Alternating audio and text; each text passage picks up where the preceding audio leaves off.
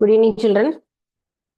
Science நம்ம பார்த்துட்டு இருக்க லெசன் அனிமல்ஸ் அப்படிங்கிற லெசன் தான் பார்த்துட்டு இருக்கோம். அதுல இன்னைக்கு லாஸ்ட் ஒரு டாபிக் மட்டும்தான் பெண்டிங் இருக்கு.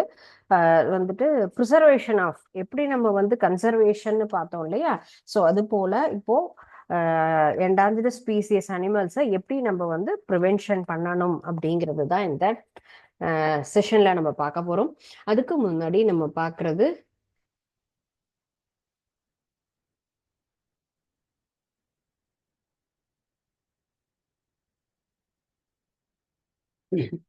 இவரை பற்றின கருத்துக்கள். இவர் யாருன்னு தெரியுமாப்பா? எஸ், சுவாமி விவேகானந்தா அப்படின்னு நம்ம சொல்லுவோம். யார் இவர்? சுவாமி விவேகானந்தா அப்படிங்கிறவரு. இவர் வந்துட்டு ஒரு மிகப்பெரிய 19ஆம் நூற்றாண்டில் இருக்கக்கூடிய ஒரு மிகச்சிறந்த சமய தலைவர்கள் அப்படின்னு சொல்லலாம். இவருடைய பேர் வந்து நரேந்திர தத்தா அப்படிங்கிறது தான். அவருக்கு அதுக்கப்புறமாக நாம் கொடுத்த ஒரு சிறப்பு பெயர் அப்படிங்கிறது தான் விவேகானந்தர். இவருடைய சொற்பொழிவுகள் அப்படிங்கிறது எல்லாமே ரொம்ப நல்லா இருக்கும். கோட்ஸ், இவருடைய மேற்கோள்கள் அப்படிங்கிறதும் நம்ம நிச்சயமாக வாழ்க்கையில யார் ஒரு சாதாரண எளிமையான வாழ்க்கை, ஒரு மனிதன் எவ்வாறு வாழணும் அப்படிங்கிறதுக்கு உண்டான கருத்துகள். இவர் ராமகிருஷ்ண பரமஹம்சர் அப்படிங்கிறவருடைய ஒரு சீடர் தான் இவரு. இவருடைய கருத்துகள் எல்லாருக்கும் பொருந்தும். யங்ஸ்டர்ஸ், அதுவும் இளைஞர்களுக்காக அப்படிங்கிற மாதிரி நிறைய இவர் ஸ்பீச் கொடுத்திருக்காரு. அதே மாதிரி நல்ல விஷயங்கள் நிறைய சொல்லியிருக்காங்க. இவருடைய கருத்துக்களை கேட்டு, அவருடைய சொற்பொழிவுகளை கேட்டு நிறைய இளைஞர்கள் வந்து நமக்கு நாட்டின் சுதந்திரத்துக்காகவும் சரி, நாட்டினுடைய வளர்ச்சிக்காகவும் என்ன பண்ணியிருக்காங்க. இவருடைய இப்போ இன்னைக்கு இருக்கக்கூடிய நூற்றாண்டிலும் இவரால் நம்ம வந்து எல்லாருமே இவரை ஃபாலோ பண்ணலாம். அந்த அளவுக்கு இவருடைய கருத்துகள் இருக்கும். நம் நாட்டில் மட்டும் கிடையாது, அப்போ வெளிநாட்டிலையும் சரி இவருடைய கருத்துகள் அப்படிங்கிறது ரொம்ப எல்லாராலையும் ஃபாலோ பண்ணக்கூடியது. இவருடைய ஸ்பீச் வந்து இங்க மட்டும் கிடையாது, அதர் கண்ட்ரீஸ்லயும் இருக்கு. சிகாகோல நடந்த ஒரு பாராளுமன்ற நிகழ்ச்சியில இவர் பேசின அந்த பேச்சாகப்பட்டது ஒரு மிகப்பெரிய ஒரு சிறந்த சொற்பொழிவு அப்படின்னு சொல்லக்கூடிய அளவுக்கு இவருடைய சொற்பொழிவு, அவருடைய பேச்சு திறனாகட்டும், எழுத்து திறனாகட்டும், எல்லாமே இவருக்கு ரொம்ப அவருடைய கருத்துகள், பேச்சுகள் எல்லாம் கேட்கலாம். நீங்க எல்லாமும் கண்டிப்பா படிச்சிருப்பீங்க. இல்லைன்னு கேட்டா நீங்க லைப்ரரி போய் புக் எடுத்து சுவாமி விவேகானந்தருடைய புத்தகம், அவருடைய என்னது கோட்ஸ் எல்லாம் சொல்லியிருக்காங்க அப்படிங்கிறத நம்ம ஃபாலோ பண்ணணும். நிறைய சிம்பிளான கோட்ஸ் எல்லாம் சொல்லியிருக்காங்க. நமக்கு வந்து ஆன்மீகம் மட்டும் கிடையாது, மனித வாழ்வு எவ்வாறு இருக்கணும், எப்படியெல்லாம் வாழணும் அப்படிங்கிற மாதிரியான கருத்துகளும் நம்ம கண்டிப்பாக அவருடைய கருத்துகள்ல இருந்திருக்கு. சோ இவர் வந்துட்டு நிறைய பொன்மொழிகள் அப்படிங்கறதெல்லாமும் சொல்லியிருக்காங்க. இவருடைய ஒரு மிகச்சிறந்த பொன்மொழிகள் அப்படிங்கிறது எல்லாமே அதுக்குன்னே தனியான புத்தகங்கள் அப்படின்லாம் கூட இருக்கு. நமக்கு வந்துட்டு அதையும் நம்ம என்ன பண்ணலாம், இவர் வந்துட்டு சேரலாம். இப்பயும் ராமகிருஷ்ணா மிஷன் அப்படிங்கிறது எல்லா இடங்கள்லயும் இருக்கும் பாருங்க. ராமகிருஷ்ண பரமஹம்சருடைய சீடர் இவர். அதனால அந்த மாதிரியான ஒரு இடங்களுக்கெல்லாம் நாம் செல்லக்கூடிய வாய்ப்புகள் கிடைச்சது அப்படின்னு சொன்னா நிச்சயமாக என்ன பண்ணணும், போகலாம். அவருடைய இன்ஸ்டிடியூஷன், சாரதா அம்மையார் அவர்களுடைய கல்வி நிறுவனங்கள் அப்படிங்கறதெல்லாம் நிறைய நீங்க அந்த மாதிரி ராமகிருஷ்ணா இன்ஸ்டிடியூஷன்லாம் கேள்விப்படலாம். அந்த மாதிரியான ஒரு வாய்ப்பு கிடைச்சா அங்க போய் படிக்கும் பொழுது நமக்கு பக்குவம் அப்படிங்கிறது கண்டிப்பாக கிடைக்கும். எப்படி வாழணும், எப்படி எளிமையா இருக்கணும், எப்படி சேவை செய்யணும், மற்றவங்களுக்கு உதவியாக நாம் எப்படி வாழ வேண்டும் அப்படிங்கிற நிறைய கருத்துகள். கல்வி மட்டும் கிடையாது, அதையும் தாண்டி நமக்கு நல்ல விஷயங்கள் சரி, ஆன்மீக கருத்துகளும் எல்லாமே சொல்லி தருவாங்க. ஸோ இப்போ நீங்க உங்களுக்கு வேற யாராவது இந்த வேற ஏதாவது இன்ஸ்டிடியூஷன்ல படிக்கக்கூடிய வாய்ப்புகள் அந்த மாதிரி எல்லாம் கிடைச்சதுன்னா நீங்க அங்க கண்டிப்பாக போய் சேரலாம். அவர் பற்றிய கட்டுரைகள் நம்ம கண்டிப்பாக படிக்கணும். நிச்சயமாக நமக்கு வந்துட்டு படிக்கணும் அப்படின்னு சொன்னா யாரை பத்தி எல்லாம் நம்ம தெரிஞ்சுக்கணும்னா படிச்சு படிச்சுதான் தெரிஞ்சுக்கலாம். நம்ம மொபைல்ல சர்ச் பண்றோம் அப்படிங்கறதெல்லாம் வேற. இவரெல்லாம் வந்துட்டு என்ன சொல்லலாம், ப்ரீஷியஸ் அவரை பத்தின கருத்துகள் அப்படிங்கிறது எல்லாமே நம்ம வந்து எல்லா நாட்களிலும் எப்பொழுதுமே நம்மால் ஃபாலோ பண்ணக்கூடியது. இன்றைய தலைமுறை மற்றும் கிடையாது, அடுத்த ஒரு தலைமுறை எத்தனை நூற்றாண்டானாலும் அவருடைய கருத்துகள் அப்படிங்கிறதெல்லாம் என்னைக்குமே நமக்கு மாறவே மாறாது. சோ அவருடைய பொன்மொழிகள் கொண்ட ஒரு புத்தகம் அப்படிங்கிறது எல்லாமே பாருங்க, எல்லாம் எப்பயுமே நமக்கு பொறுமையும் விடாமுயற்சியும் இருந்தால் வெற்றி நிச்சயம். ரொம்ப அழகான ஒரு கருத்து பாருங்க. ஒரே ஒரு கோட்ஸ் தான் உங்ககிட்ட. எப்பயுமே எல்லையற்ற பொறுமை, எந்த ஒரு விஷயத்திலையுமே நமக்கு அசாத்தியமான ஒரு பொறுமையும் விடாமுயற்சியும் இருந்ததுன்னா எல்லாத்தையுமே சாதிக்கலாம். இப்போ நான் ஒரு கோல் அச்சீவ் பண்ணணும், ஒரு கேம்லயோ அல்லது நான் ஒரு எக்ஸாமினேஷன்லயோ எய்ம் பண்றேன்னு சொன்னா அது என்ன சொல்லலாம், எல்லாமே நமக்கு failure is the stepping stone சொல்லுவாங்க. நமக்கு தோல்வி என்பது ஒரு படிக்கட்டு. 10 படி மாடிக்கு போகணும்னா 10 படி ஏறினாதான் மாடிக்கு போகலாம். லிஃப்ட் இருந்ததுன்னா லிஃப்டை யூஸ் பண்ணலாம், எஸ்கலேட்டர் இருந்தா எஸ்கலேட்டர் யூஸ் பண்ணலாம். என்ன பண்ணணும், ஏதோ ஒரு வழியை பயன்படுத்தி தான் மேல போக முடியும். நம்மால் பறவைகள் போல பறந்து போக முடியுமா? இல்ல. அதற்கென்று இருக்கக்கூடிய ஒரு வழியை நாம் கண்டிப்பாக ஃபாலோ பண்ணணும். முதல் படியில காலை வச்சுட்டு 10வது படி ஏறணும் அப்படின்னு நம்மளுடைய ஆம்பிஷன் இல்லாம ஒரு படிக்கட்டாக எடுத்து செல்லணும். அது போல ஒரு தடவை தோல்வி அடைஞ்சா கண்டிப்பாக பொறுமையோட இருந்து அடுத்த தடவை முயற்சி செய்யணும். அதுதான் விடாமுயற்சி அப்படிங்கிறது. விடாமுயற்சி அப்படிங்கிறது நம்மளால எப்பயுமே முடியும் அப்படிங்கிறது தொடர்ச்சியான முயற்சியா இருக்கும். அது போல முதல் நீங்க உங்களை நம்பணும். எதையும் உங்களால சாதிக்க முடியும் அப்படிங்கிறத நம்பணும். கடவுள் அப்படிங்கிறவங்க நம்ம பக்கம் இருக்காங்க. இறைவன்கிறவரு நமக்கு என்னைக்குமே என்னது சப்போர்ட்டிவ். யாரோ ஒருத்தர், நான் வந்துட்டு எந்த ஒரு இதையும் குறிப்பிட்டு கூறல, ஒரு சக்தி நமக்கு மேல இருக்கக்கூடிய ஒரு இறை அருள் அப்படிங்கிறவங்க நமக்கு எப்பயுமே உண்மையாக நேர்மையாக இத மாதிரி தொடர் விடா முயற்சியோட இருக்கக்கூடிய செயலுக்கு எப்பொழுதும் அந்த இறையருள்ங்கிறது நமக்கு கிடைக்கும். இந்த மாதிரி அவர் நிறைய நல்ல கருத்துகள் அப்படிங்கிறத சொல்லியிருக்காங்க. நாம் ஒவ்வொருவரும் வாழ்க்கையில இந்த மாதிரியான ஒரு முன்னோடிகளை பின்பற்றி அவர்களுடைய கருத்துக்களை படிச்சு அவர் வழி நடக்கும் பொழுது நிச்சயமாக நமக்கு நல்லதே தான் நடக்கும். சோ இன்னைக்கு விவேகானந்தர் பத்தின கருத்துகள் தெரிஞ்சுக்கிட்டு அப்படியே இல்ல இன்னைக்கு இன்றைய பொழுது அவ்வளவுதான் அப்படிங்கிற மாதிரி ப்ளீஸ் டோன்ட் லூஸ் இட். இவரை பத்தி மீண்டும் நிறைய கருத்துகள் நீங்க தேடி புக்கை பார்த்து படிச்சு, அல்லது கொஞ்சம் உங்களுடைய வயசாயிட்டுனா நீங்க எல்டர் ஸ்டேஜ்ல மொபைல் யூஸ் பண்ணி நிறைய விஷயங்கள் தேடி உங்க வீட்டுல உங்க ஏரியான உங்களுக்குன்னு இருக்கக்கூடிய இடங்கள்ல இவர்களுடைய மேற்கோள்கள்லாம் எழுதி என்ன பண்ணலாம், டெய்லியும் படிக்கும் போது நமக்குள்ளும் அந்த மாதிரியான ஒரு டெய்லியும் அதை சொல்லி பார்த்துட்டே இருந்தா நமக்கு என்ன வரும், கண்டிப்பாக அந்த விஷயமாகப்பட்டது நமக்குள்ள நடக்கும். விடாமுயற்சியும் இருக்கணும், அதே போல நம்பிக்கையும் இருந்ததுன்னா எதையுமே சாதிக்க முடியும். ஒரு மிகச்சிறந்த ஒரு உன்னதமான மனிதர் தான் சுவாமி விவேகானந்தர் அப்படிங்கிறவங்க. ஓகே, சோ ஸ்டூடெண்ட்ஸ், இந்த தகவல் இந்த டீட்டெயில்ஸ் வந்து நம்ம என்ன பண்ணணும், கண்டிப்பாக அடுத்த இடத்துலயும் நம்ம தொடர்ந்து ஃபாலோ பண்ணலாம். சரியா? நெக்ஸ்ட் நம்ம பாக்குறது இன்னைக்கு பாடத்துல கன்சர்வேஷன் அப்படிங்கிறதுல அட்வான்டேஜஸ் ஆஃப் கன்சர்வேஷன். கன்சர்வேஷன் அப்படிங்கிறது என்னது, பாதுகாக்கிறது. சரி, பாதுகாக்கிறதுனால எனக்கு என்ன நன்மை எல்லாம் நடக்குது அப்படிங்கிறது தான்.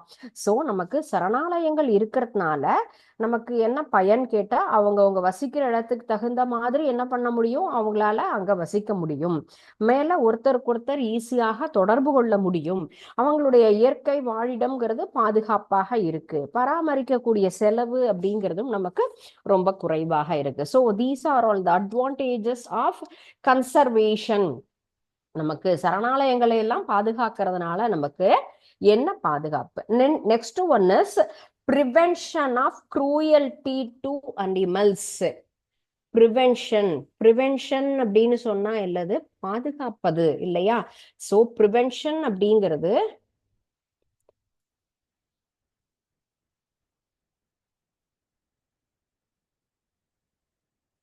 prevention of cruelty to animals. Cruelty அப்படின்னா என்னது? எப்பையும் நமக்கு யாரையும் துன்புறுத்த கூடாது, விலங்குகள் வதைக்கப்படுவதை தடுத்தல். சரிங்களா? எதற்காகலாம் நம்ம அதை கஷ்டப்படுத்துறோம்? விலங்குகளை நம்ம வதைத்தல் அப்படின்னா என்னது? கஷ்டப்படுத்துதல். எந்த காரணத்திற்காக நாம் வதைக்கப்படுதல்? சாப்பிடுறதுக்காக இல்லையா? மெயின் திங் நம்ம என்ன பண்ணுவோம்? கண்டிப்பாக நம்மளுடைய ஃபுட்டா எடுத்துக்கிறோம். அதே போல சும்மா இருக்கிற தெருவுல ஒரு நாய் போச்சுன்னா நமக்கு பொழுது போகலைன்னா 2 கல்லை விட்டு எரிஞ்சு எப்படி சத்தம் போடுதுன்னு கேட்போம். ஏதாவது ஒரு தேவையில்லாத காரணத்திற்காக அதை துன்புறுத்துறது, அல்லது நம்முடைய எதுக்காக வேட்டையாடுவது, இந்த மாதிரி பல காரணங்களுக்காக நாம் என்ன பண்ணிக்கிறோம்? அதை துன்புறுத்துகிறோம். அந்த மாதிரி துன்புறுத்த கூடாது. வதை செய்வது என்பது ஏதாவது ஒரு காரணத்திற்காக நம்ம என்ன பண்றோம்? அதை ஃபுல்லா வலை போட்டு பிடிக்கிறது அப்படின்னு சொல்லலாம். கேஜ்ல அடைச்சு வைக்கிறது, கூண்டுல நம்ம அடைச்சு வைக்கலாம். நம்ம தொந்தரவு பண்ணுதுங்கிறதுக்காக என்ன பண்ணலாம்? ஒரு சிலர் இப்ப வயல்களை எல்லாம் தொந்தரவு பண்ணக்கூடிய ஒரு எலி அப்படின்னு சொன்னா அதற்குண்டான பாதுகாப்பு நம்ம எதுவும் கொடுக்கல அப்படின்னு சொன்னா எலக்ட்ரிக் ஷாக் எல்லாம் கொடுத்து என்ன பண்ணுவாங்க? அதை கொன்னுடுவாங்க. ஏன்னா பயிர்களை நாசம் செய்தல் அப்படிங்கிறதுக்காக விஷம் வச்சு கொல்றது. இந்த மாதிரியான துன்புறுத்தல் எதையுமே செய்யக்கூடாது. அந்த மாதிரி செய்யக்கூடாது, அது தவறு அப்படிங்கிறதை நாம் உணர்த்துவதற்காகவும் என்ன பண்றாங்க? தனித்தனியான ஒரு அமைப்பு அப்படிங்கிருக்கு. அவங்கள பாதுகாப்பது, அவங்களுடைய ஆரோக்கியம். இந்த மாதிரி துன்புறுத்திக்கிட்டே இருந்தா என்ன ஆகும்? உங்களை தேவையே இல்லாம ஒருத்தர் அடிச்சுக்கிட்டே இருந்தா நம்மளுடைய மைண்ட் செட் எப்படி இருக்கும்?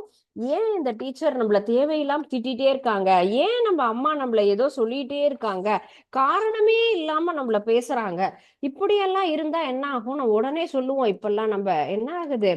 டிப்ரெஷன். இப்படி பேசாதீங்க, எனக்கு ரொம்ப கஷ்டமா இருக்கு அப்படின்லாம் நம்ம சொல்லுவோம் இல்லையா?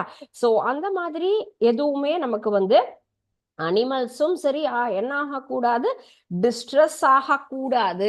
மனதளவுல அவங்க பாதிக்காம இருக்கணும் அப்படிங்கிறதும், அவர்களுடைய ஆரோக்கியம் ஹெல்த்ல எந்த ஒரு இஷ்யூவும் வரக்கூடாது. பாதுகாப்பு என்பது எப்பொழுதும் இருக்கணும். அவர்களுடைய பாதுகாப்பு என்பது முக்கியமான ஒரு விஷயம். இதை எல்லாத்தையுமே நம்ம என்ன பண்றோம்? பாதுகாக்கணுங்கிறதுக்காக நிறைய குழுக்கள் அப்படிங்கறத நம்ம அமைச்சிருக்கோம்.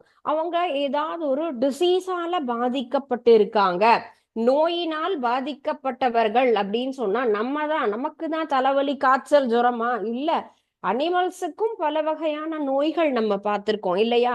கோழினா அதுக்கு ஒரு நோய் வரும், அதே போல மாடுகள் அப்படின்னு சொன்னா அதுக்கு ஒரு நோய் வரும். அப்ப நோயினால் பாதிக்கப்படுவது விலங்குகளும் கூட. அப்ப அந்த விலங்குகளை பாதுகாக்கிறதுக்காக தான் என்ன பண்ணிருக்கோம்? தகுந்த மாதிரியான நம்ம ஹாஸ்பிட்டல், நமக்கு எப்படி ஹாஸ்பிட்டல் இருக்கோ அவங்களுக்கும் அந்த மாதிரியான ஹாஸ்பிட்டல்ஸ் இருக்கு. அங்க அழைச்சிட்டு போய் நம்ம என்ன பண்ணணும்? அவங்கள ரெக்கவர் பண்ணணும். ஆஸ் வெல் அஸ் ஏதாவது ப்ராப்ளம், இப்போ நமக்கு இந்த மாதிரி யாராவது தொடர்ந்து ஹண்டிங், அந்த வேட்டையாடுதல் அப்படின்லாம் செய்யறாங்கன்னு சொன்னா நமக்கு என்ன சொல்லுவோம்? நீங்க உங்க 2 பேருக்குள்ளார உங்க வீட்டுல 2 பேர் உங்க இருக்கீங்க, ஒரு அண்ணா அண்ணா தம்பின்னு இருக்கீங்கன்னா சண்டை போட்டா உடனே சொல்லுவோம், நான் அம்மாட்ட போய் சொல்றேன் நீ இந்த மாதிரி எல்லாம் பண்ணினேன்னு. ஸ்கூல்ல ஏதாவது ஒரு பிரச்சனைனா நான் டீச்சர்கிட்ட போய் கம்ப்ளைண்ட் பண்றேன். சோ நமக்கு ஒரு ப்ராப்ளம் அப்படின்னு வரும் பொழுது அவங்க யாரு ஒரு ரெஸ்பான்சிபிள் பர்சன் சப்போர்ட்டிவா இருக்காங்களோ அவங்க கிட்ட நம்ம கன்வே பண்ணுவோம். அது போல இந்திய விலங்குகள் நல வாரியம், தேசிய விலங்குகள் நல நிறுவனம், இவங்க எல்லாருமே இவர்களுடைய நலனுக்காக நமக்கு பாடுபடுவாங்க. வெல்ஃபேர் அப்படிங்கிறது அவர்களுடைய பாதுகாப்பு அப்படின்னு சொல்றதுதான் animal welfare board. Animal welfare board அப்படின்னு சொன்னா அனிமலினுடைய நன்மைக்காக நாம் அமைத்திருக்கக்கூடிய ஒரு அமைப்பு அப்படிங்கிறது தான் அனிமல் வெல்ஃபேர் போர்டு. அவங்களுக்காக, அவர்கள் நலனுக்காக நாம் அமைத்திருக்கக்கூடிய ஒரு அமைப்பு. India and the national institute of animal and then welfare and government of இது எல்லாமே கவர்மெண்ட் ஆர்கனைசேஷன். இது யார் நமக்கு வந்து ஆரம்பிச்சிருக்காங்க அப்படின்னு சொன்னா கவர்மெண்ட். ஸோ ஜிஓவிடி அப்படிங்கிறது என்னது? கவர்மெண்ட் அப்படிங்கிறதுக்கு உண்டான ஒரு ஷார்ட் ஃபார்ம். அரசாங்கம் அமைத்திருக்கக்கூடிய ஒரு அமைப்புகள். இந்த அமைப்புகள் எல்லாமே அவர்களுடைய நலனுக்காக பாடுபடுறவங்க தான் ஃபுல்லுமே. ஸோ இதே போல பிரைவேட் இன்ஸ்டிடியூஷனும் இருக்கு. தனியார் விலங்கிற்காக ஒரு சில நல அமைப்புகள் அவங்களே என்ன பண்றாங்க, பிரைவேட் செக்டார்ஸ்ல அவங்க அதை அமைச்சு அனிமல்ஸ் யாருமே என்ன பண்ணக்கூடாது, துன்புறக்கூடாது, அவங்களுடைய வெல்ஃபேர் பாதுகாப்பிற்காக நிறைய நல்ல விஷயங்கள் செய்யணும் அப்படிங்கறது எல்லாமே செஞ்சுட்டு இருக்காங்க. ஓகே, ஸோ மனிதர்களுக்காக எப்படியெல்லாம் நம்ம வந்து நல்லா இருக்கணும். நமக்கு ஒரு பிரச்சனைன்னு கேட்டா நம்ம தண்ணி வரலன்னு சொன்னா வாட்டர் போர்டுக்கு போவோம். இப்ப கரண்டே வரலன்னு சொன்னா இபிக்கு ஃபோன் பண்ணுன்னு சொல்லுவோம். வீட்டுல ஏதாவது பிரச்சனைன்னா முனிசிபல் ஆஃபீஸ்க்கு போய் சொல்லுவோம். அப்ப நமக்கென்று ஏராளமான அமைப்புகள், எப்படி கவர்மெண்ட் ஒவ்வொரு ப்ராப்ளம் சால்வ் பண்றதுக்கும் ஒரு யூனிட் இருக்கு இல்லையா, அது போல விலங்குகளை பாதுகாப்பதற்கும் நிறைய இதே போல நல அமைப்புகள் அப்படிங்கிறது.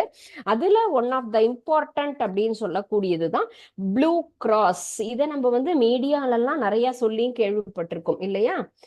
நீல நிலுவை சங்கம் அப்படின்னு நம்ம சொல்லுவோம். ப்ளூ கிராஸ் அப்படிங்கிறது இந்த ஒரு அமைப்பு முக்கியமாக நம்முடைய விலங்குகளினுடைய நல அமைப்பு அப்படின்னு சொல்லலாம். நீல சிலுவை சங்கம். நீல சிலுவை சங்கம் என்பது விலங்குகளினுடைய நலனுக்காக அரசாங்கத்தால் ஏற்படுத்தப்பட்ட ஒரு அமைப்பு. ஸோ இந்த நீல சிலுவை சங்கம் எங்க ஃபர்ஸ்ட் வந்துட்டு லான்ச் பண்ணாங்கன்னா, இங்கிலாந்து நாட்டுல விலங்குகளினுடைய நலனுக்காக முதலில் நமக்கு ஆரம்பிச்சது அப்படின்னு சொல்லலாம். யுனைடெட் கிங்டம் அப்படின்னு சொல்லுவோம். அதுதான் இங்கிலாந்து நாடு. அதுதான் முதல்ல இந்த மாதிரி யாருக்காக, அனிமல்ஸுக்காக நமக்கு ஆரம்பிச்ச ஒரு நல அமைப்பு. ஒவ்வொரு நம்ம வீட்டுல இருக்கக்கூடிய செல்ல பிராணியே இப்பெல்லாம் பாத்தீங்கன்னு சொன்னா இன்னொரு அவேர்னஸ் இருக்கு. நம்ம வீட்டு நாயை அடிச்சாலுமே பக்கத்து வீட்டுக்காரா அவங்க வீட்டுல நாய் வளர்க்குறேன்னு சொல்லிட்டு அந்த நாயை துன்புறுத்திட்டே இருக்காங்கன்னு கம்ப்ளைண்ட் பண்ணலாம். அந்த அளவுக்கு இப்ப டெவலப் ஆயிருக்கு. சரிங்களா. என் வீட்டுல வளரக்கூடிய ஆடு மாடு கோழியவே நான் தேவையில்லாம தொந்தரவு பண்றேன்னு சொன்னா அதையும் நம்ம என்ன பண்ணலாம், யாராவது ஒரு பொது மனிதர்கள் இந்த மாதிரியான ஒரு அமைப்புல போய் சொல்லி இவங்க வீட்டுல இருக்கக்கூடிய பிராணிகளை இவங்க துன்புறுத்துறாங்க அப்படின்னு நம்ம கண்டிப்பா கம்ப்ளைண்ட் கொடுத்தா அவங்க ஆக்ஷன் எடுப்பாங்க. அப்ப ஒவ்வொரு செல்ல பிராணியும் சரி ஆரோக்கியமாக மகிழ்ச்சியாக அவங்க வீட்டுல இருக்கணும் அப்படிங்கிறதுக்காக ஆரம்பிச்ச ஒரு நல்ல அமைப்பு தான் 1897 1897 இதுக்காக ஃபர்ஸ்ட் நம்ம ஆரம்பிச்ச ஒரு அமைப்பு சொல்லலாம். ஒவ்வொரு செல்ல பிராணியும் என்ன பண்ணலாம், நமக்கு ஏதாவது ஒரு ப்ராப்ளம் அப்படின்னு சொன்னா அவங்களுக்கு தனியாக நம்ம என்ன பண்ணணும், ஹாஸ்பிட்டல் அவங்களுக்கு வரக்கூடிய டிசீஸ் எல்லாத்தையுமே நமக்கு பார்க்கணும் அப்படின்னா அதற்கென்று தனியாக ஹாஸ்பிட்டல்ஸ் அப்படிங்கிறது எல்லாமே அவங்க கட்டி பண்ணினாங்க. ஸோ இப்படி விலங்குகள் வைத்திருப்போர்களுக்காக என்ன பண்ணியிருக்காங்க, இந்த அமைப்பாகப்பட்டது மிக சிறப்பாக அமைந்து அவங்களால இப்போ ஒரு சிலர் இப்போ ஒரு பொது தெருவில் இருக்கக்கூடிய ஏதோ ஒரு விலங்குகளா இருந்தாலுமே அந்த விலங்குகளை பாதுகாப்பதற்காகவும் அவங்களுக்கு ஏதாவது ஒரு இது டக்குன்னு போகும்போது ஒரு டூ வீலரால ஒரு நாய் அடிபட்டுருச்சுன்னு சொன்னா அதையும் என்ன பண்ணலாம், அங்க இருக்கக்கூடிய அமைப்பு நம்ம காசு கொடுத்து பார்க்கணும் அப்படிங்கிறது கிடையாது. நம்ம என்ன பண்ணலாம், அதற்கென்று இருக்கக்கூடிய அரசாங்கம் இந்த நீல நிலுவை சங்கத்துக்கு நம்ம தகவல் கொடுக்கலாம், அல்லது வெட்டினரி ஹாஸ்பிட்டலுக்கு எடுத்துட்டு போயிட்டு நம்ம ட்ரீட்மெண்ட்டும் பண்ணலாம். சோ ஏதோ ஒரு முறையில நம்ம என்ன பண்ணலாம், அந்த விலங்கிற்கு நம்மால் ஆன உதவிகளை கண்டிப்பாக நம்மால் செய்ய இயலும். சரிங்களா. சோ இது வந்து இங்கிலாந்து நாட்டுல முதலாக ஃபர்ஸ்ட் ஆரம்பிச்சது அப்படிங்கிற கான்செப்ட் நமக்கு இங்கிலாந்துல. இந்தியாவை பொறுத்த வரைக்கும் நம்முடைய நாட்டுல எப்போ இதை ஸ்டார்ட் பண்ணினோம்னா 1959 1959 வருடம் எங்க நம்முடைய தலைநகரமான கேபிட்டல், தமிழ்நாடுடைய கேபிட்டல் சென்னை இல்லையா, சென்னையில தான் இதை ஆரம்பிச்சோம். இந்தியாவிலேயே விலங்குகளை நமக்கு வந்துட்டு காக்க ஒரு மிகப்பெரிய நிறுவனமாக இந்த நிறுவனம் அப்படிங்கிறது நம்ம செயல்பட்டு இருக்கு. எந்த பிளேஸ்ல இருக்கு அப்படின்னு கேட்டா நமக்கு கிண்டி அப்படிங்கிற ஒரு பிளேஸ்ல. இது நீங்க மெட்ராஸ் போயிருந்தீங்க அப்படின்னு சொன்னா அங்க இருக்கக்கூடிய பிளேஸ் நேம் எல்லாம் உங்களுக்கு தெரியும் அப்படின்னு சொன்னா, கிண்டிங்கிறது one of the place in Chennai city. அங்க இருக்கக்கூடிய அந்த பிளேஸ்ல தான் இதனுடைய ஹெட் குவார்ட்டர்ஸ் அப்படின்னு இருக்கு. ஸோ நமக்கெல்லாம் இப்ப மனிதர்களுக்காக எல்லாருக்குமே தெரியும்ல, ஆம்புலன்ஸ் அப்படின்னு நம்ம சொல்லுவோம் இல்லையா? ஆம்புலன்ஸ் சர்வீஸ் அப்படிங்கிறது எதற்காக? நமக்கு எமர்ஜென்சிக்காக செயல்படக்கூடியது அப்படின்னு சொல்லலாம். எல்லோருமே இப்போ வந்து அது குழந்தைகளாகிய நீங்களும் சரி, ஆம்புலன்ஸ் சவுண்டு கேட்டுது அப்படின்னு சொன்னா நம்ம என்ன பண்ணுவோம்? யாராவதுல வந்து போறாங்களோ கண்டிப்பாக அங்க போகக்கூடிய நோயாளிகள் சீக்கிரமாக குணமாகணும் அப்படிங்கிற மாதிரி நம்ம ப்ரே பண்ணிப்போம் இல்லையா? அது போல இந்த விலங்குகளுக்காகவும் நமக்கு ஊர்தி, அவசர ஊர்தி இருக்கு. அதே போல ஹாஸ்பிட்டல் இருக்கு. விலங்குகளினுடைய நமக்கு அதிகமாக அது வந்துட்டு என்ன ஆகுது, நமக்கெல்லாம் வந்து எப்படி எல்லாம் ஃபேமிலி பிளானிங் கண்ட்ரோல் அப்படின்லாம் சொல்றோம் இல்லைங்களா? அது போல அதுக்கும் பர்த் கண்ட்ரோல் அப்படிங்கிற மாதிரி இருக்கு. பிகாஸ் ரொம்ப அதிகமான நாய் தொந்தரவு இருக்கு அப்படின்லாம் நம்ம சொல்லுவோம்.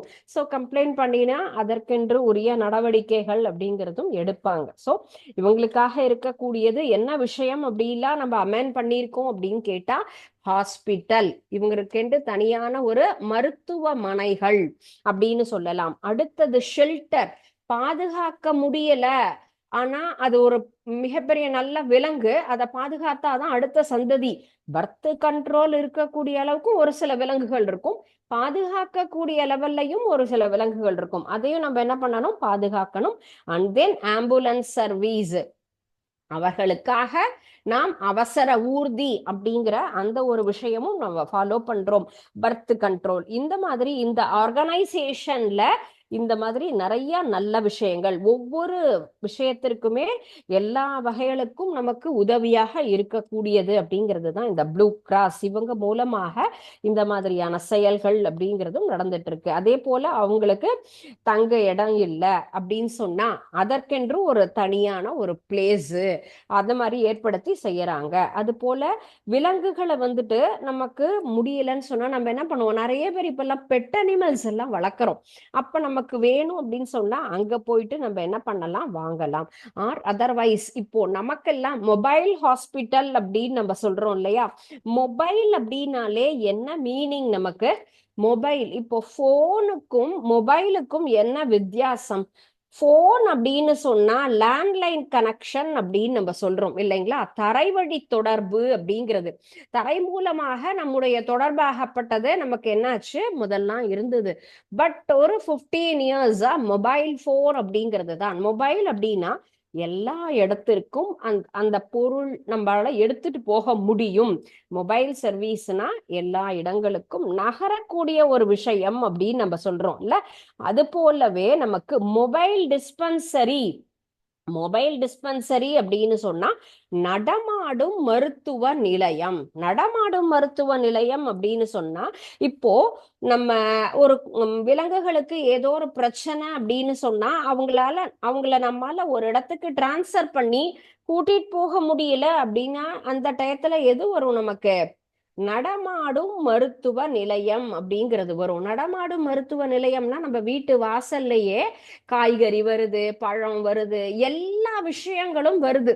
நடமாடும் கடைகள்னா சொல்லுவாங்க, அயன் பண்றதாகட்டும், எல்லா இடத்துலயும் இப்ப அதுதானே ஒரு பெரிய விஷயமே. நம்ம போன் பண்ணி சொல்லிட்டா ஆட்டோமேட்டிக்கா எவ்வளவு ஆடு நம்ம வந்து பார்த்துட்டு இருக்கோம்ல. இங்க மட்டும் கிடையாது, சாதாரண கடைகள் கிடையாது, ஒரு பெரிய நம்ம வந்து மால்கே ஆர்டர் போடுறோம் அப்படின்னு சொன்னா டோர் டெலிவரி அப்படின்லாம் நமக்கு கொடுக்குறாங்க. நம்முடைய பொருள் எந்த ஒரு பிரச்சனையா இருந்தாலும் வீடு தேடி வந்து நம்ம சரி பண்றோம். அது போல நடமாடும் மருத்துவ நிலையம் என்பது எதற்காக அப்படின்னு சொன்னா அவசர சிகிச்சை. யாருக்கு அவசர சிகிச்சை? மனிதர்களுக்கும் உண்டு, அது போல விலங்குகளுக்கும் நமக்கு ஏதோ ஒரு அந்த விலங்க நம்மால ஒரு பெரிய மாட்டுக்கு அடிபட்டுருச்சு அப்படின்னு சொன்னா என்ன பண்ணுவோம்? எங்களால இவங்களை கூட்டிட்டு வர முடியல, இமீடியட்டா நீங்க வந்து ட்ரீட்மெண்ட் கொடுங்க அப்படின்னு சொன்னா இந்த மாதிரி ஒரு ஆம்புலன்ஸ்ல அவங்க என்ன பண்ணுவாங்க? அந்த மொபைல் ஹாஸ்பிட்டல் அப்படிங்கிற அந்த ஒரு விஷயமாகப்பட்டது வீட்டுக்கு வந்து அந்த விலங்குகளை நமக்கு பாதுகாத்து கொடுப்பாங்க. சரிங்களா? சோ இந்த மாதிரியான செயல்பாடுகளையும் இந்த நீல நிலுவை சங்கம் அப்படிங்கிறது. சோ எப்படியெல்லாம் நமக்கு பாதுகாக்கிறாங்க, அவங்கள என்டாஞ்சர் கண்டிஷன்ல இருந்தா அவங்கள காப்பாத்தி வளர்க்கறது, அவங்களுக்கு இருப்பிடம் கொடுக்கறது, உணவு கொடுக்கறது, பர்த் கண்ட்ரோல் பண்றது, எந்த ஒரு பிரச்சனை வந்தாலும் அவங்களுக்கு கியூர் பண்றது, வேற எங்கேயாவது துன்புறுத்தல் நடந்தா அதையும் போய் கவனிக்கிறது, இந்த மாதிரி எல்லா விஷயங்களுமே செய்யக்கூடிய ஒரு மிகச்சிறந்த அமைப்பாக தான் ப்ளூ கிராஸ் அந்த நீல நிலுவை சங்கம் அப்படிங்கிறது செயல்படுகிறது. சரிங்களா? சோ உங்க வீட்டு பக்கத்துல ஏதாவது கால்நடை மருத்துவமனை எல்லாம் இருந்தது அப்படின்னு சொன்னா என்ன பண்ணுங்க, ஜஸ்ட் அந்த உங்களுக்கு ஏதாவது ஒரு விலங்குகள் அடிபட்டாலும் பக்கத்துல இருக்கக்கூடிய வெட்டினரி ஹாஸ்பிட்டலுக்கு இன்ஃபார்ம் பண்ணணும். திஸ் இஸ் ஹியூமனிட்டி, மனித தன்மை அப்படின்னு சொல்லுவோம். நம்ம வந்து அடிபட்டுருதுன்னா அப்படியே ஜஸ்ட் கிராஸ் ஆகக்கூடாது, அவர்களையும் உயிருள்ளவர்களாக நம்ம என்ன பண்ணணும், கன்சிடர் பண்ணணும். அதுதான் ஹியூமனிட்டிங்கிறது, மனித தன்மை. நம்ம மனிதன், எனக்கு இவ்வளவு அறிவு இருக்கு அப்படின்னு நம்ம சொல்லிக்கிறதுக்கு ஒரு அக்னாலஜ்மெண்ட் அப்படின்னு சொன்னா அதுதான். சரிங்களா? சோ அதுதான் நல்ல விஷயம். நம்ம பாடம் படிக்கிறத படிச்சு மதிப்பெண் வாங்க மட்டும் பயன்படுத்துவதற்கல்ல, நம் வாழ்க்கையிலும் அதை உபயோகப்படுத்தணும். அதுதான் வாழ்க்கை கல்வி அப்படின்னு சொல்லுவாங்க. இன்னைக்கு நான் ப்ளூ கிராஸ் பத்தி தெரிஞ்சுக்கிட்டேன். ப்ளூ கிராஸ்ல இவ்வளோ நல்ல விஷயம் செய்யறாங்க. நான் அதுக்கு என்ன பண்ண போறேன்? ஒண்ணுமே இல்ல. வீட்டுல போன் இருக்கா, மொபைல்ல ஒரு அனிமல் அடிபட்டிருக்கு, ஏதோ ஒரு பிரச்சனை, நம்ம வலியால துடிக்குது, கஷ்டப்படுது அப்படின்னு சொன்னா அவங்களுக்கு இன்ஃபார்ம் பண்ணும்போது அவங்க அதை டேக் கேர் பண்ணி கண்டிப்பாக என்ன பண்ணுவாங்க, கியூர் பண்ணுவாங்க. உங்க வீட்டுல உங்களுக்கோ உங்களோட இருக்கவங்களுக்கோ உங்கள் நண்பர்களுக்கோ ஒரு பிரச்சனைன்னா ஓடு போய் நம்ம என்ன பண்ணுவோம், கண்டிப்பாக ஹெல்ப் பண்ணுவோம். அப்போ பிராணிகளையும் நம்ம அதே ரேஞ்சில தான் கன்சிடர் பண்ணணும். செடி வாடி போகுதுன்னா கண்டிப்பா தண்ணி எடுத்துட்டு போய் ஊத்துவோம். அது 1 டம்ளரோ 2 டம்ளரோ. அந்த செடி ஐயோ பாவம் வாடிடுச்சுன்னு சொல்லிட்டு இம்மீடியட்டா. அது போலதான் விலங்குகளை தேவையில்லாம யாருமே துன்புறுத்தாதீங்க. அது வந்து நம்மள தேவையில்லாம கடிக்காது. எப்பயுமே நாம் அதை துன்புறுத்தினா மட்டும்தான் அதை நம்ம கடிக்கும். பாம்பு நம்மள தேடி வந்து என்னைக்குமே கடிக்காது. நம்ம ஏதாவது டிஸ்டர்ப் பண்ணினாதான். நாயை நீ தேவையே, அது உடல் நலம் சரியில்லாத நாய்னா வேணா நம்மள கடிக்கலாம். ஆனா கல்லை விட்டு எரிஞ்சாதான் உன்னை வந்து கடிக்கும், இல்லைன்னா ஒண்ணுமே பண்ணாது. பூனை மேல கல்லை விட்டு எரிஞ்சா நம்மள பயமுறுத்தும். எல்லா விலங்குகளும் அது போலதான். அது அதனுடைய வாழ்க்கையை தான் செய்யும். நீ போய் சும்மா யாராவது பக்கத்து வீட்டு பையன் அடிப்பியா? அவைதான் தப்பு செஞ்சாதான் போய் அடிப்போம், இல்லைங்களா? The same concept. சோ எந்த ஒரு விலங்கையும் நாம் துன்புறுத்த கூடாது. சோ இந்திய நீல நிலவச்சங்கத்துக்கு சென்னையை சேர்ந்த கேப்டன் மிஸ்டர் சுந்தரம் அப்படிங்கிறவரால தான் இது உருவாக்கப்பட்டது. இவர் வந்து இன்னொரு இது என்னன்னு கேட்டா விமானி. அவர் வந்துட்டு ஒரு Indian pilot and animal welfare activist, ஒரு மிகச்சிறந்த மனிதர். இந்த மாதிரி நமக்கு ஒரு ஸ்பெஷல் பர்சனாலிட்டிஸ், ஃபேமஸ் பர்சனாலிட்டி அப்படிங்கறது நமக்கு தெரிஞ்சிருக்குன்னு சொன்னா அதை நம்ம நோட் பண்ணி வச்சுக்கணும். ஃபர்ஸ்ட் ஃபவுண்டர் ஆஃப் நமக்கு வந்து யார் நமக்கு சென்னையில அப்படின்னு கேட்டா மிஸ்டர் சுந்தரம். இவங்கதான் யாரு, founder of Blue Cross in Chennai. Chennai மாநகரத்துல முதலாக நீலநிலவ சங்கத்தை உருவாக்கியவர் நமக்கு சுந்தரம் அப்படிங்கிறவர். இவருடைய இன்னொரு ப்ரொஃபஷன் அப்படின்னு கேட்டா இவர் வந்துட்டு பைலட். பைலட் அப்படின்னு சொன்னா நம்ம விமானி, நம்ம எப்படி டிரைவர் சொல்லுவோம் இல்லையா, அப்போ விமானியை நம்ம டிரைவ் பண்றவங்கள என்ன சொல்லுவோம், பைலட் அப்படின்னு சொல்லுவோம். Indian pilot. இவர் வந்து ஒரு இந்தியன் பைலட். விலங்குகள் மீது மிகுந்த ஆர்வம் கொண்ட ஒரு மிக நல்ல மனிதர். அதனாலதான் அவர் என்ன பண்ணிருக்காரு, நமக்கு இந்தியாவில் சென்னையை சேர்ந்த ஒரு கேப்டன் சுந்தரம் அப்படிங்கிறவர் தான் முதலாக நமக்கு உருவாக்கினவர். சரிங்களா? இவர் எந்த ஊரை சேர்ந்தவர், இந்தியால அப்படிங்கும் போது இவர் சென்னையை சேர்ந்த ஒரு பைலட். நம்முடைய தமிழ்நாட்டை சேர்ந்த ஒரு என்ன சொல்லலாம், ஒரு அனிமல்ஸ் மேல நமக்கு வந்து ரொம்ப வெல்ஃபேர் இருக்கவங்க, விலங்குகளினுடைய நலன் மீது அக்கறை கொண்ட ஒரு மனிதராகப்பட்டவர். இந்தியால முதலாக இந்த ப்ளூ கிராஸ் அப்படிங்கிறத இவர் வந்துட்டு ஆரம்பிச்சு வச்சாங்க. சோ இந்த சாப்டரோட இந்த லெசன் அப்படிங்கிறது கம்ப்ளீட் ஆயிருக்கு. It is very big lesson also. நம்ம ஒரு பெரிய பாடம் தான், நிறைய டீட்டெயில்ஸ் தெரிஞ்சுட்டு இருக்கோம். ரீப்ரொடக்ஷன் ஆஃப் அனிமல்ஸ், அதுல செக்ஷுவல் ரீப்ரொடக்ஷன், ஏசெக்ஷுவல் ரீப்ரொடக்ஷன், பட்டர்ஃப்ளைனுடைய சைக்கிள் பார்த்திருக்கோம், எப்படி உருவாகிறது, விவிபேரஸ்னா என்ன, ஓவிபேரஸ்னா என்ன, ஏசெக்ஷுவல் ரீப்ரொடக்ஷன்ங்கிறது பிளான்ட்ஸ்ல எப்படி நடைபெறுகிறது, காற்று மூலமாக, அதே போல விதைகள் மூலமாக, இந்த மாதிரி ஸ்போர்கள் மூலமாக நிறைய பார்த்தோம். என்டாஞ்சர்ட் ஸ்பீசியஸ், அழிந்து கொண்டிருக்கக்கூடிய விலங்குகள்னா என்ன, அதனுடைய காரணங்கள் என்ன, காசஸ் ஆஃப் என்டாஞ்சர்மெண்ட், அதை எவ்வாறு பாதுகாக்கலாம், saving endangered species, and then red cross, red data book, சிவப்பு தரவு புத்தகம்னா என்னது, அது எதற்காக அமைக்கப்பட்டது, அதுல என்னென்ன தகவல்கள் இருக்குங்கிற பார்த்தோம். இதெல்லாம் ரொம்ப இம்பார்ட்டன்ட். இப்ப கூட இல்லை, நீங்க 8th 9th போகும்போதும் அந்த டாபிக்லாம் உங்களுக்கு வரும். ஸோ எல்லாத்தையுமே தெளிவா புரிஞ்சு படிங்க. இன்னைக்கு எழுத போற ஆனுவல் எக்ஸாம் அப்படிங்கிற மாதிரி மோட்டிவேஷன்ல please don't read it. Conservation of animals எவ்வாறு பாதுகாக்கணும், அதற்கு national park and then wild life sanctuaries.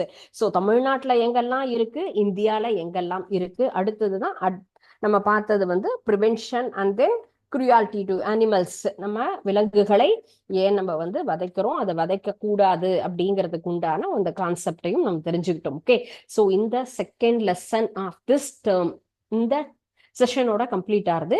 இதுல ஏதாவது உங்களுக்கு டவுட் இருந்தது அப்படின்னு சொன்னா யூ ப்ளீஸ் ஆஸ்க் மீ. இதுதான் நீல நிலுவை சங்கம், blue cross of India in Chennai. ஸோ இவங்க எல்லாமே இதுல சர்வீஸ் பண்றவங்க. எல்லா வகையான விலங்குகளை பாதுகாப்பதற்காகவும், ஆடு மாடு நாய் கோழி அந்த எந்த வகை அனிமலா இருந்தாலும் என்ன பண்ணுவாங்க, அதற்குண்டான ஒரு பாதுகாப்பு, உணவு, இருப்பிடம் எல்லாமே கொடுக்கக்கூடிய ஒரு அமைப்பு தான் இந்த ப்ளூ கிராஸ் அப்படின்னு சொல்லக்கூடியது. இதுல யார் வேணா மெம்பரா மாறலாம். யூ ஆர் இன்ட்ரெஸ்டட், உனக்கு விலங்கு மீது, எனக்கு நாய்னா ரொம்ப பிடிக்கும், நாய் பாதுகாப்புனா நீ அதுல மெம்பரா மாறிட்டு உன்னுடைய சர்வீஸ் அதுல கொடுக்கலாம். நம்ம அதுல வந்து என்ன பண்ணலாம், சர்வீஸ் பண்ணலாம். அவங்களுக்கு நமக்கு ஹெல்ப்ஃபுல்லா நிறைய விஷயங்கள் நம்மால இயன்றத, இப்போ இல்ல நீ பெரியவங்களானாலும் ஹெல்ப் பண்ணலாம். ஸோ இதுதான் என்னது, நாம் என்ன பண்ணணும், விலங்குகளையும் அதே போல எல்லா வகையான அனிமல்ஸ் பறவைகள் எல்லாரையும் பாதுகாக்கக்கூடிய கடமை, பாதுகாத்தல் அப்படிங்கிறது இதுதான் நம்முடைய கைகள்ல தான் இருக்கு. நாம் என்ன பண்ணணும், கண்டிப்பாக ஒவ்வொரு உயிரினத்தையும் துன்புறுத்தாம பாதுகாக்கணும் அப்படிங்கிறது தான் மனிதருடைய இயல்பு. சரிங்களா? நீ தேவையில்லாம நீ சாஃப்டா போய் பேசுன அப்படின்னு சொன்னா அந்த விலங்காகப்பட்டது நம்மள துன்புறுத்தாது. நம்ம அதை டிஸ்டர்ப் பண்ணினோம் மட்டும்தான் என்ன பண்ணுவோம், நம்மள அதை திருப்பும் டிஸ்டர்ப் பண்ணும். சரிங்களா? சோ இப்போ இதுல இன்னைக்கு பார்த்த இந்த லெசனுக்கு உண்டான ஒரு கான்செப்ட்ல சின்ன சின்ன டீடைல்ஸ் நம்ம என்னன்னு தெரிஞ்சுக்கலாம். பிரிடேட்டார், பிரிடேட்டார் அப்படிங்கிறது ஒரு வேர்டு. சரிங்களா? என்னன்னு அதுக்கு மீனிங்னா, an animal that hunts other animals, an animal that produces own food, something that only eat plants, animal that only eats meat. ஒரு அனிமல் அடுத்த அனிமலை என்னது துன்புறுத்தி சாப்பிடுறது. புலி யார சாப்பிடும், பக்கத்துல இருக்கிற ஏதோ ஒரு விலங்க சாப்பிடும், மானை சாப்பிடும், ஓநாய சாப்பிடும். அந்த மாதிரி அந்த ஓநாய் என்பது பக்கத்துல இருக்கக்கூடிய முயலை சாப்பிடும். அப்ப ஒரு அனிமல் அடுத்த ஒரு அனிமலை என்ன பண்ணுது, துன்புறுத்தி உண்ணக்கூடிய அந்த ஒரு விஷயம். அந்த மாதிரி இருக்கக்கூடிய அனிமல்ஸ் தான் நம்ம என்ன சொல்லியிருக்கோம், பிரிடேட்டார். ஹாபிட்டட் அப்படின்னா என்ன, வாழ்விடம். நல்ல வாழ்விடம் அப்படிங்கிறது நமக்கு என்னெல்லாம் கொடுக்குது, வெறும் நமக்கு வந்து பிளேஸ் டு ஸ்லீப், சாப்பிட மட்டும் தூங்க மட்டும்தான் இடம் கொடுக்குதா, தண்ணி மட்டும் கொடுக்குதா, சாப்பாடு மட்டும் கொடுக்குதா, இல்ல என்னெல்லாம் நமக்கு தருதுன்னா நமக்கு தேவையான எல்லா விஷயங்களையுமே, உணவு, அதே போல இருப்பிடம், அதுக்கு தகுந்த மாதிரியான வசதிகள், அதை தான் நம்ம என்ன சொல்றோம், ஹாபிட்டட் அப்படின்னு சொல்றோம். ஸோ ஷார்க் எங்க வந்துட்டு எது இருக்கிறதுனால ஷார்க் தண்ணியில இருக்கு, இலைகள் இருக்கா, விங்ஸ் இருக்கா, கில்ஸ் இருக்கா, லெக்ஸ் இருக்கா. ஷார்க்குக்கு என்ன இருக்கு, ஜஸ்ட் ஷார்க்குங்கிறது எங்க இருக்கக்கூடியது, நீர்வாழ் விலங்குகள் இல்லையா, வாட்டர் அனிமல். அப்ப அதுல என்ன இருக்கும், சுவாசிப்பதற்கு கில்ஸ், அது இருக்கிறதுனாலதான் தண்ணியில, நம்மால போய் தண்ணியில வாழ முடியுமா, இல்ல இல்லையா, அந்த அனிமலுக்கு அந்த தகவமைப்பு இருக்கு. And next one is penguin. Penguin அப்படிங்கிறது cannot live in the desert. அதனால எங்க வாழ முடியாது, ஏன், என்ன தகவமைப்பு இதுக்கு இல்லை அப்படின்னா, it has fat layer to keep it warm and would get hot. and then too hot. If we aren't big enough, break isn't big enough, does not have the right sunscreen கேட்டா ஏன் வந்துட்டு penguin அந்த இடத்துல டெசர்ட்ல இருக்காதுன்னு சொன்னா, it had fat, நமக்கு வந்துட்டு ஒரு பெரிய ஒரு fat layer to keep it warm to get too hot, அந்த ஒரு கண்டிஷன் இருக்கிறதுனால தான் அதனால வாழ முடியாது. And next one is adaptation. Adaptation அப்படின்னா நம்ம அடாப்ட் பண்ணி ஒரு இடத்துல வாழணும் அப்படின்னா என்னது? அடாப்டேஷன்ங்கிறது applying false eyelashes, moving to a new habitat, to trying to change the surroundings, and then where an animal lives, a way an animal has changed so that it can easily. அடாப்டேஷன்னா ஓரிடம் விட்டு இன்னொரு இடம் நகரும் பொழுது அதற்கு தகுந்த மாதிரி நாம் நம்முடைய தேவைகளை மாத்தி கரெக்டா செஞ்சுக்க கூடியதுதான். நீ அந்த இடத்துல போய் அடாப்ட் ஆயிடுவியா அப்படின்னு கேட்டா, நாம் நம்மை மாற்றிக்கொண்டு அங்க இருக்கக்கூடிய சிச்சுவேஷனுக்கு தகுந்த மாதிரி நாம் வாழணும். ப்ரே அப்படின்னா என்ன? ஹியூமனா animal that is hunted and eaten by another animal. இந்த கான்செப்ட் ஆல்ரெடி பார்த்துட்டோம். சோ கிடையாது. ஹியூமனுக்கு இன்னொரு பேர் நமக்கு வந்து ப்ரே அப்படிங்கிறது கிடையாது. அனிமல் தட் ஹண்ட்ஸ் அதர் அனிமல்ஸா இல்ல. அண்ட் அனிமல்ஸ் அப்போ என்ன கான்செப்ட்? ப்ரே அப்படிங்கிறது an animal that is hunted eaten by another animal. Sorry, இந்த இன்னொரு அனிமனால் நமக்கு அடுத்த அனிமலை நம்ம என்ன பண்ணணும்? ஃபுல்லுமே உணவிற்காக நம்ம என்ன பண்றோம்? அடுத்த ஒரு அந்த சைக்கிள்னு சொல்லுவோம் இல்லையா, அந்த கான்செப்ட் தான். So animal that hunts other அனிமல்ஸ்ங்கிற கான்செப்ட் நம்ம பார்த்தோம். Animal that is hunted and eaten by another animal அப்படிங்கிறது தான் ப்ரே அப்படிங்கிற concept. Okay, top of the food chain அப்படிங்கிறதும் இல்ல. ஃபுட் செயின்ங்கிறது இந்த மாதிரி தொடர்ச்சியாக ஒருத்தரும் அடுத்தவர். நம்ம யாரை நம்பி இருக்கோம்? தாவரங்களையும் விலங்குகளையும் நம்பி இருக்கோம். அது போலதான் ஒவ்வொரு விலங்கினமும் அடுத்தவர்களை நம்பி இருக்கு. Animal can be both predator and prey அப்படின்னு கேட்டா yes, true is the answer. விலங்கினங்கள்ல பிரிடேட்டரும் இருக்காங்க, பிரேயும் இருக்காங்க. அந்த மாதிரி ரெண்டு வகை. ஹெர்பிவோர்னா என்ன சொல்லுவோம்? நம்ம தமிழ்ல சொன்னா நம்ம வெறும் தாவரங்களை மட்டும் உண்ணுவது. அதே போல ஆம்னிவோர் அப்படிங்கிறது நம்ம வந்து ஹெர்பிவோர், கார்னிவோர், ஆம்னிவோர். நம்ம விலங்குகளை மட்டும் சாப்பிடுறது, ரெண்டையுமே சாப்பிடுறது. Only it's meet, only its plants, vegetation eats both meat and vegetation. Herbs அப்படிங்கிறதே தாவரம் தான். சோ தாவரங்களை மட்டும் உண்ணுபவர்களை தான் நம்ம என்ன சொல்லியிருக்கோம்? ஹெர்பிவோர்ஸ் அப்படின்னு நம்ம சொல்லுவோம். So next one is one of the camel அப்படிங்கிறவங்க எந்த இடத்துல அடாப்ட் ஆவாங்க? என்ன இருக்கிறதுனால? திக் ஃபர். ஃபர்ங்கிறத ஆடுக்கு தான் பார்த்திருக்கோம் மேல இல்லையா? So hump, store fat, big feet, short eyelashes இதெல்லாம் அதுக்கு பொருந்தாது. ஹம்ப் இருக்கும், ஏன்னா அந்த இடத்துல அந்த கீழே அந்த கழுத்துக்கு கீழே இருக்கக்கூடிய பகுதியில தான் உணவை சேமிச்சு வைக்கும்னு சொல்லுவாங்க. அந்த ஒரு ப்ரொவிஷன் அவங்களுக்கு தான் இருக்கு. அதனாலதான் அங்க அவங்களால சர்வை பண்ண முடியுது. One of the polar bear is adapted. Polar bear அப்படிங்கிறது எங்க இருக்கு? பனி பிரதேசத்துல இருக்கணும்னா எந்த மாதிரியான தகவமைப்பு இருக்கணும்? Gills, humps to store fat, thick skin, keep to warm, big eyes அப்படின்னு சொன்னா என்ன? நமக்கு பெரிய நல்ல ஒரு அழுத்தமான ஸ்கின் இருந்தா மட்டும்தான் அங்க அவங்களால சர்வைவ் பண்ண முடியும். சோ இதுதான் இப்போ நம்ம பார்த்த இந்த விலங்குகளுக்கு உண்டான பாடத்துல ஒரு சில நம்ம சின்ன சின்ன தகவல்கள். வாட் இஸ் பிரெடேட்டர், ஹாபிட்டட் வாழ்விடம்னா என்ன, ஷார்க் ஏன் அங்க சீல இருக்குது, என்ன ப்ரொவிஷன்ஸ் இருக்கிறதுனால, penguin can not live desert என்ன காரணம், அடாப்டேஷன்னா என்னது, ப்ரேங்கிறது யாரு, animal can both predator and ப்ரேங்கிறது ட்ரூ கான்செப்ட். ஹெர்பிவோர்னா என்ன, ஃபுட் எடுத்துக்கிறவங்க, கேமல் எங்க அடாப்ட் ஆகுது, அண்ட் தென் போலார் பியர் எப்படி அங்க வந்து அடாப்ட் ஆயிருக்கு, என்ன மாதிரியான கண்டிஷன் இருக்கு. சோ இதுவும் நாம் விலங்குகள் சம்பந்தப்பட்ட ஒரு கான்செப்ட் தான் நம்ம தெரிஞ்சுட்டு இருக்கோம். ஓகே, சோ இந்த சாப்டர் இன்னையோட இந்த லெசன் கம்ப்ளீட் ஆகுது. வீட்டுல போய் தெளிவா படிச்சுட்டு வாங்க. ஏதாவது டவுட் இருந்ததுன்னா நம்ம நெக்ஸ்ட் கிளாஸ் டிஸ்கஸ் பண்ணலாம். Okay, thank you students. வாழ்க பாரதம், வெல்க தமிழகம்.